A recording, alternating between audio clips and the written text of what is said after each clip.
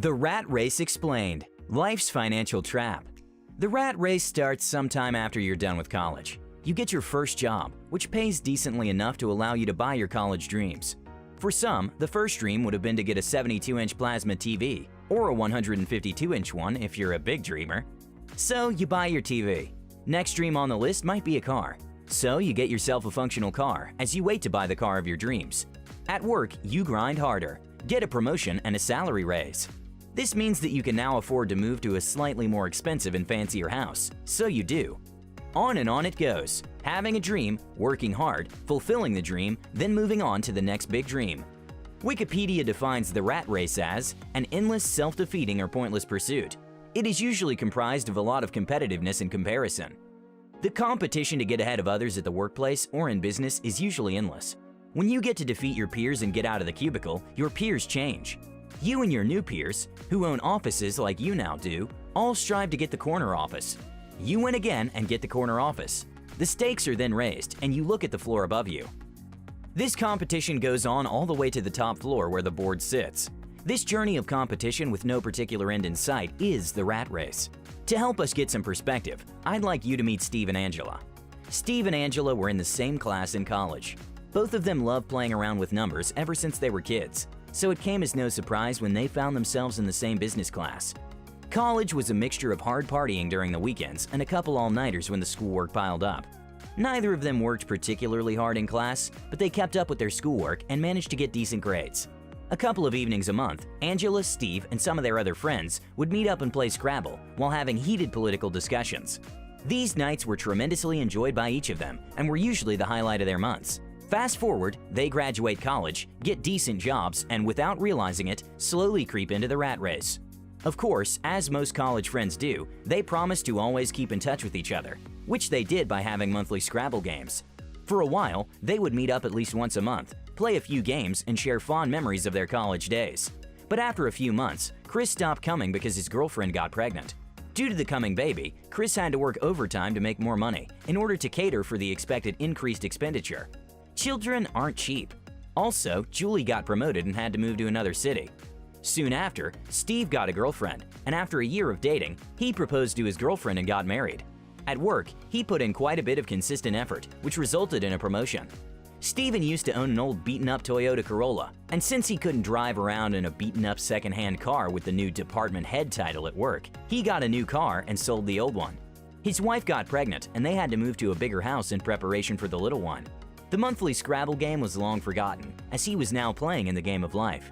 He got a mortgage, he got a second car, he set up college funds for the kids, and he kept telling himself he needed to start investing in stocks. Every year, expenses magically got higher. Steven kept saying and complaining, and so he had to work even harder at work to make more money. On the other hand, Angela never got around to settling down. For her, getting ahead in her career was everything. When she got out of college, she realized how much time she had wasted doing what she considered trivial things. Therefore, she planned her days to the minute, ensuring that she made the most out of each day. Advancing in her career wasn't that hard for Angela. Actually, it came relatively easy to her, due to the amount of self-discipline she had instilled in herself. So, up the ladder she moved, beating department heads for the managerial job, then other managers for the managing director position, and soon she moved to a different company for a higher-paying job. Let it not be said that she did not have friends. She did, and she appreciated their company, but she did not spend much time with them. It was therefore hard for her to sustain any other relationships away from work. 20 years after college, Steve was sitting in his car, preparing to go into a meeting when he felt all the weariness of the rat race crashing onto him. His marriage was on the rocks, considering how much time he spent at work. He loved his kids to bits, but never really spent time with them. He was advancing in his career, that's for sure, and his investments were paying off. Still, he wasn't happy. He had thought that by making a lot of money, driving a fancy car, and ensuring that his kids got the best in life would make him happy. Instead, he was tired.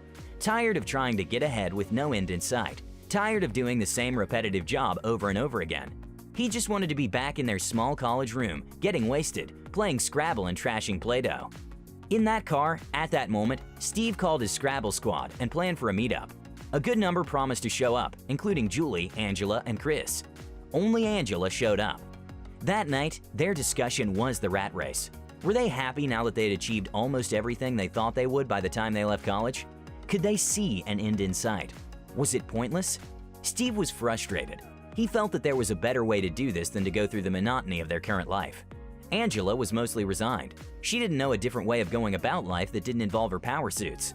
The rat race fed her, clothed her, let her go on her rare and expensive vacations, and ultimately made her as happy as it could. Getting out of life's financial trap. That night when she got home, Angela decided that she would examine if there was a different way to do things. Was there a point to advancing her career day in, day out? She had come to absolutely hate her job and its repetitive nature. After reading a couple books and going through articles on some websites, she decided to see if she could improve the quality of her life by getting out of the rat race. The audit. First, she had to determine if she was in the rat race. There was no way she would get out of something she hadn't identified to be part of. So she asked herself 3 fundamental questions.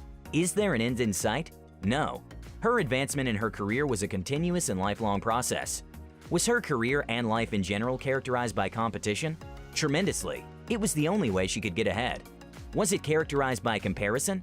Not so much, but there was enough of it to be concerned. Alternatives. The next step for Angela was to determine whether there are alternatives she could use to make income. The rat race provided her bread and butter, and by getting out of it, she needed to make income in another way. After brainstorming, she realized that apart from numbers, she had no other skills. The only thing she liked was occasionally drawing and painting, but that was it. The exploration of the alternative. How do you make money by drawing and painting? This is the question that Angela had to ask herself as she explored this interest. As a solution, she decided to extend her work hours at home. It does sound a little insane, working more while trying to get out of the rat race. However, drawing and painting relaxed Angela. She felt good just doing something she was exploring and not necessarily depending on to make her income. Therefore, even though she spent a ridiculous amount of time on her day job, she looked forward to winding down at the end of it. At the same time, she explored the different ways she could turn this passion into an income generator. Ultimately, by mixing her day up with an activity that wasn't geared towards making money or getting ahead, Angela was slowly getting out of the rat race. Needs versus luxuries. In order to stop fully depending on her day job, Angela had to determine what she needed and drop luxuries she didn't need.